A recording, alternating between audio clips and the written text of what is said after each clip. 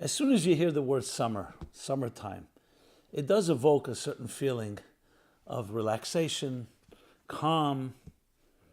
Things are not as harsh and intense. For me, it evokes feelings and memories back when I was a child in summer camp, before that in bungalow colonies. A type of laid-back attitude. As one gets older and gets more involved in the world of work, productivity, vacation has yet another meaning, a type of like break from the action. Less pressure, less deadlines, more leisure. But this is an excellent opportunity, actually, not just to reminisce and to ruminate on those feelings of a midsummer's night's dream, but also on the deeper significance of our lives.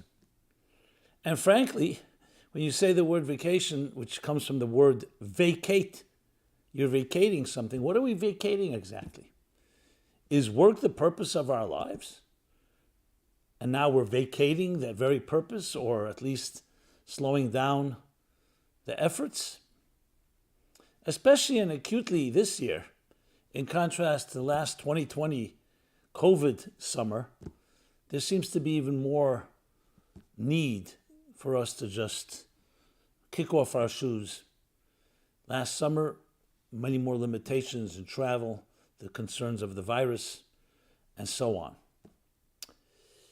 In Europe, they like to say, maybe it's the French, that in America, they live to work. And the French or the Europeans work to live. As a matter of fact, I wrote an article about this years ago.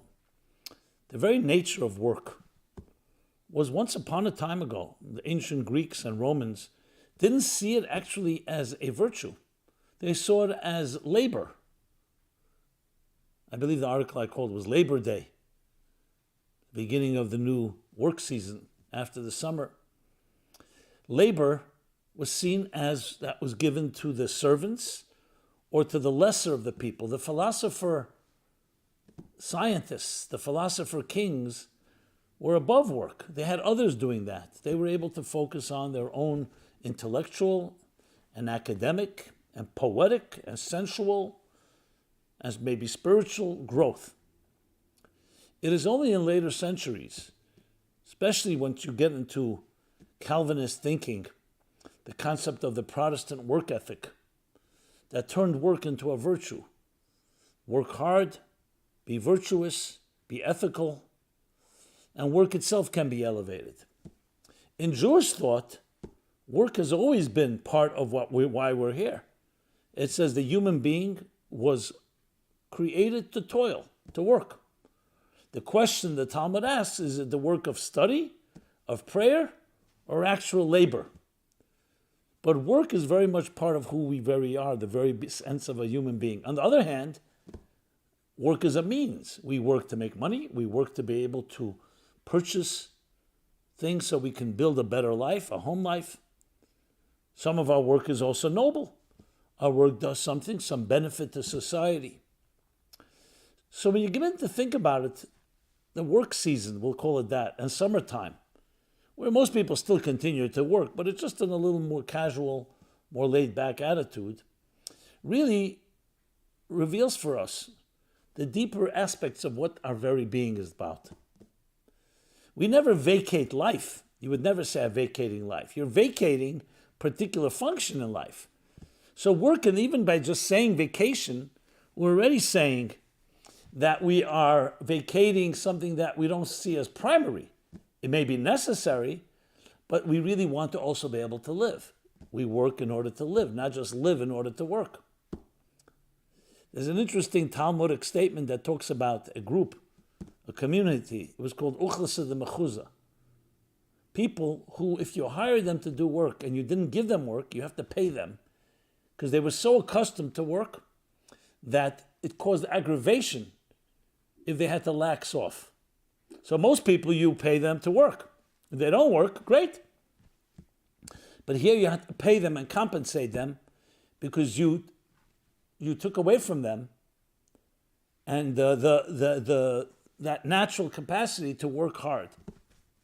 Some people are workaholics. Is that good for us? It may keep you out of trouble. But it's all about context and perspective. And that's what we're going to go into, the context and perspective of our lives. So there's an expression, they say, we are not physical beings on a spiritual journey. We're not physical beings on a spiritual journey. We're spiritual beings on a physical journey. What do you think? Some people would say neither. We're physical beings on a physical journey. But the fact of the matter is, each one of us has two voices, has two forces within us. We'll call one the voice of survival. Where there the focus is on surviving, paying your bills, making ends meet, finding the food, clothing, shelter, everything we need to be able to exist. Sometimes in a more expansive way, but it's still all around survival and existence. There's another voice within us, another personality within us, which we'll call the transcendent voice. The transcendent voice is not satisfied with the quotidian, with routines and patterns and just getting by and just surviving. We're not satisfied, we're not fulfilled. The transcendent voice seeks, searches, even aches and longs for something deeper in life. Now that deeper can manifest itself in many ways. For some, it's through literature, through art, through music, through romance, through love, through intimacy. For others, it may be through faith, religion, spirituality, travel. The list goes on. All of them are about addressing a more ethereal, less tangible and concrete need within us, which is not just you're getting by, that you've had a life today, you have the right food to eat, the right drink, the right enough sleep, exercise. You did what you needed to do to be able to make it, even in an abundant way. But there's something that's satisfying a need in human beings that we are equally necessary, and that is love, transcendence, and all that's associated with it. If we don't find that, we will look and seek out for it sometimes in unhealthy ways. At the end of the day, every addiction, nobody wants to become an addict. Every addiction is rooted in some form of attachment. Lately, they call it an attachment disorder. So a healthy attachment is an attachment that a child has to its parents, an attachment that one has to their beloved, an attachment to something that's healthy. A disorder would be that you're seeking companionship, you're seeking some attachment, some connection. However, you're not able to find it in a normal way. So you can end up finding it in a substance, in an experience, in unhealthy and destructive behavior, and you become addicted to it because it starts controlling you. So we all are in need of transcendence. The only question is whether we find it, and whether we find it in a healthy way or in an unhealthy way. So there you have the two voices. To visualize it, the beautiful verse in the book of Proverbs. The soul of a human being is the flame of God, is a divine flame. Study a flame. You study a flame, a very simple flame. You see something that you don't see the regular day. A force that defies gravity. A flame that's flickering, licking the air, seeking to go upward. And then you have the actual candle, the wick, that grounds and holds it down. A soul is a flickering flame. It's restless, seeking something beyond. Sometimes it manifests in the form of curiosity. Look at how much money has been spent. Trillions of dollars to satisfy one thing, human curiosity. The NASA experiment. Travel to outer space, to the moon, to Mars. What's out there? Is there life? Just to satisfy that. Many secondary benefits came out of this exploration, but essentially it was driven by the transcendent need for a human being to seek worlds, other worlds. Animals don't have this need. You look at a cow grazing in the fields or any other animal, they have their needs, but their need is primarily around survival. Breeding, taking care of their young, feeding, hunting when necessary. They can graze in the meadow, animal bliss, without any issues. We human beings cannot do that, even though some people hope to be able to do that. but it's really against the grain of human nature. We seek, we look upward, we see up, and we want more. And again, this can manifest in beautiful ways. Look how much human growth and progress we've achieved. It could manifest in deeply spiritual ways, in the development of humanitarian and ethical and morality, making a better world for ourselves and our children. Conquering famine, poverty, hunger, and other diseases and illnesses, as well as building and developing even greater technologies and medicines that make life more easier, higher standard of living. And then there's the other voice. I submit to you, my friends, that these two voices are conflicting and battling each other almost all the time. Who will prevail? Simply put, someone says to you, come tomorrow, 7 o'clock in the morning, we have to visit the hospital. Let's just visit some sick people. You'll say, you really need me 7 o'clock in the morning? It's pretty early. So you're two voices, taking care of yourself or helping another. Throughout the day, throughout the night, throughout all 24/7 of our lives, we'll constantly be faced with these two options. Me or another. Me or a higher cause. So now when we carry that back to vacation and work, if your life is an egocentric life, a me-centric life, me, then both work and vacation is very me-oriented. The only difference is one is more invested in working, you have deadlines and more pressure, and the others, you know what, now we're relaxing, we're calming down, less deadlines, longer weekends, a few weeks of just vacating altogether, work, travel, as situations allow.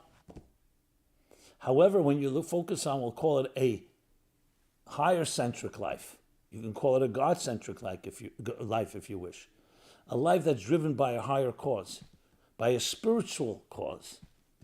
And however that transcendent force manifests itself, then everything is looked at differently. Your work is also part of that liberating quality.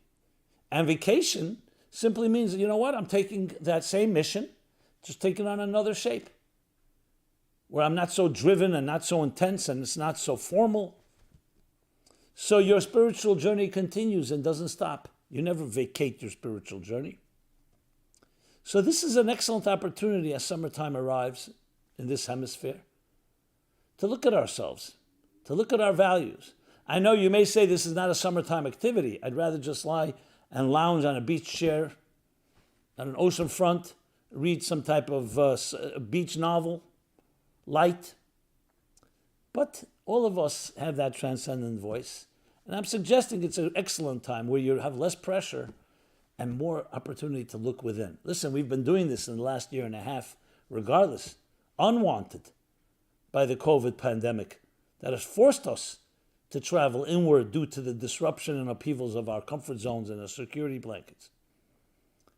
So why not do it willingly? Embrace it. This is the time. Summer is a time to look deeper into your own soul, to explore what do you really stand for, and then put your work into context as well as your vacation into context. I always love this story. I've shared it. It's a story with the Baal Shem Tov, the great mystic. Lived in the 18th century. Rabbi Yisrael Baal Shem Tov. And this was with a colleague, student of his called Rab Chaim Rappaport. The Baal Shem Tov sent him once on a mission, on a job to fulfill some purpose. I don't even think we know what the mission was, but we know this story. He returns, mission accomplished. Baal Shem Tov thanks him and says, can you share with me how you traveled? So Rab Chaim Rappaport says, like, the Baal Shem Tov wants to know, of course he'll share. But he didn't understand what's the significance. Why do we really care what way you went, this way or that way? And he answers, he says, well, the first night I stayed in an inn. Second night there was no place to stay, so I stayed at the side of the road. I camped out. In the morning when I woke up, I washed my hands. I said my prayers. Then I sat down to have something to eat that I had taken along with me. I saw a brook of water, a spring of water at the edge of the road. I went over, filled up a cup, made a blessing, and drank from that water. The Baal Shem Tov jumped up with ecstasy, far greater than the very mission itself, and said, listen to these words. He said, that water has been waiting for you to come from the beginning of time to make a blessing on that water. The water has been waiting from the beginning of time for you to come and make a blessing. Think about this story. It's such a powerful story. It tells us that every moment of our lives, every place we travel to, is brimming, filled with potency. In the words of the Kabbalists, with divine sparks, divine opportunities, spiritual opportunities. Now, they lay quietly. You don't necessarily see them, just like you don't see sparks within a Flintstone. But when you do the right thing, they come alive. And that object, or that experience, or that encounter, or that place or time have been waiting from the beginning of history for you to arrive and do a good deed. In this case, make a blessing. This has impacted me in so many ways. I've traveled during my lifetime quite a few places. I often come to places and I wonder, you ever walk in the woods and you see a path that people tread on. Then you see the road less traveled. And then you walk in there and you say, did anyone ever walk here before me? Likelihood someone may have walked. But there's something beautiful to be able to make your own path. On a deeper level, it means that you have the opportunity to do something here that no one else ever did before you. It's just a fascinating way, an extraordinary way to look at your life. People talk about being bored. I need change of pace. I need a novelty. I need a new high, a new experience. By all means. But it's all right in front of you. Your life is filled with such opportunities. Everything's been waiting for you to come there. The fact that someone else comes and does their thing, it's been waiting for them as well. They have something else to accomplish. So many times in my life, I've had encounters. I didn't always know where it's going to go. But this story has always inspired me that do what you have to do. Be open to the unexpected. As we enter into vacation, summertime, that's another opportunity we have, is to look at it again through our spiritual lens. You may be going to a place you've not gone to before, an exotic place, a vacation spot.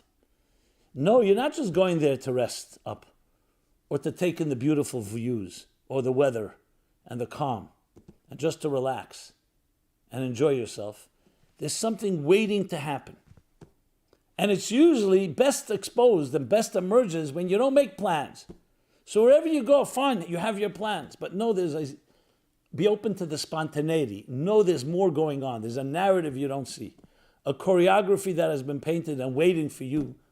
You may meet someone unexpected. Something else may happen. You look up in the sky, you see a bird. Anything can provide a lesson, an inspiration, empowerment. It's such a powerful way to look at existence and life. When we're going through our motions and our routines, it's harder to see because we get caught on the groove. Sometimes it's like a broken record in the patterns of our existing lives. Whenever there's a change of pace, work moving toward a vacation time, we're moving from spring before that winter into summer, we're moving from a COVID season into taking off our masks and opening up a bit or more. See these transitions as opportunities, an opportunity to look at things with fresh eyes. There's nothing greater in life is to always have that type of amazement. Like you look at children, look at how they look at everything. Even simple things, they look at an outlet. They're always looking with that free abandon, with that astonishment. Imagine always being able to have that element of looking at life with an astonishing new set of eyes, a type of freshness. The Kabbalists and the mystics teach us that existence is constantly being renewed. It's pulsating energy, which, of course, physicists today concur with. You may not see it, but everything is pulsating with energy, even a seemingly inanimate piece of mineral. So they say it's pulsating with spiritual energy, constantly being renewed, which means there's nothing that is old. Everything is constantly being renewed. Renewable energy, call it that. but we have to tap into it. We can develop old attitudes. And old attitudes, then we just don't see it, or we don't appreciate the freshness around us. Imagine if you can also sense that freshness every morning when you wake up, throughout the day, new experiences, open up a fresh new way of looking at things. And then you will be able to see and experience and tap into that refreshable, renewable energy around you. And recognize that all of it is there for you to release, to open up, to free, to connect and bond with, and create a better little world around you. So all this are some of the thoughts that come and should come to us as we enter vacation, as we enter summertime. What are we vacationing from? Very good question. Where is your life have been? Where have you been? And where are you going? From whence have you come and where are you going to? From where did you come and where are you going to, in the words of the ethics of our fathers? It's a very healthy way of looking at life, not taking anything for granted, not assuming anything, always looking for the new opportunities, a new way of doing something. And this is a perfect time to do so. Summer is also associated with warmth. When things are warmer, in general, it elicits warmth. People smile more, are warmer to each other, or at least should be. Winter, cold winter, associated more with being more isolated, having to cover up, having to escape the cold. Warmth is healthy for the human being physically and also spiritually. Say the mystics, say the Hasidic masters, that in the warmer summer months, it's easier to serve a higher purpose, to transcend and connect to something deeper. Now, most people think it's the other way around. Summer is a time when people indulge more pleasure, more frivolity. Is that a word? Frivolousness. Where people are more loose, which can also lead to other things that are not always so healthy. But like every blessing has two sides to it. On one side, yes, being loose, just like comforts, are blessings, but they could also be misused and abused and taken for granted. So we have to look at the summer as an opportunity as well. The warmth should bring out a deeper spiritual warmth. Not less commitment and less responsibility, but actually more so, because now we're freed somewhat from the more material pressures of our work lives. We have a little more time. Time for what? You can just use it for nonsense or just waste time, or you can use it for deeper spiritual introspection, to look deeper into your own soul search. And that is really the ultimate purpose of why we're here. So the real question is, why are you here? Some people, their answer is just to take care of myself, to be happy. I don't even know why I'm here. While I'm here, I'm just to enjoy myself. No, you're here for a purpose. You were sent for a purpose. Every move you make is the opportunity to fulfill that purpose, to make the blessing on the water, to meet somebody, not just according to your script, to be open to all kinds of interesting things. I thank God I've had a life blessed in that way, been open to, hopefully even more, I should even become more open to, and interesting things have happened, surprising things, sometimes bizarre things, but always enriching, allowing myself to become absorbed, to dissolve in the higher choreography of my life instead of me writing the choreography. Navigating, learning how to go with the punches, learning how to go with the flow. You don't always control the circumstances, but you control your attitude to them. And that too is part of this summertime ruminations and thoughts. So, A Midsummer's Night Dream. A Midsummer's Night Dream is not just a fantasy about different romantic and possible possibilities. It's also about the ability to discover the true you, what you're really about. So wherever you may be, and whether you're at work or you're advocating or you're something in between, remember, you have the opportunity now to look at yourself and reclaim, revisit and reclaim your very purpose in life. A purpose that it needs you, because you and only you can accomplish that which you have to accomplish in this world. This has been Simon Jacobson, Meaning for Life-Centered That's meaningfullife.com. We have a full array of offerings, a robust schedule of programming. Please take advantage of it. Covers the entire spectrum of life from A to Z. We'd love your feedback. If you like what you've heard, share this, subscribe friends, like all the different words they use, all the different verbs and adjectives in social media. And above all, I would love to hear your feedback, your thoughts, your suggestions, your critique, anything that comes to mind. Because that's what I and we, Meaningful Life Center, are all about, as the name suggests, meaningful life, to find the meaning, the deeper meaning in everything you do. And when you matter, everything you do matters now and forever.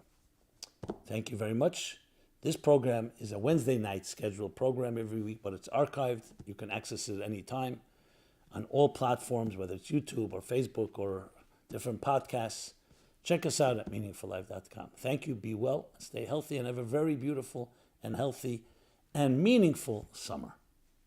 This program is brought to you by the Meaningful Life Center. Please help us continue our programs. Make even a small contribution at meaningfullife.com/donate.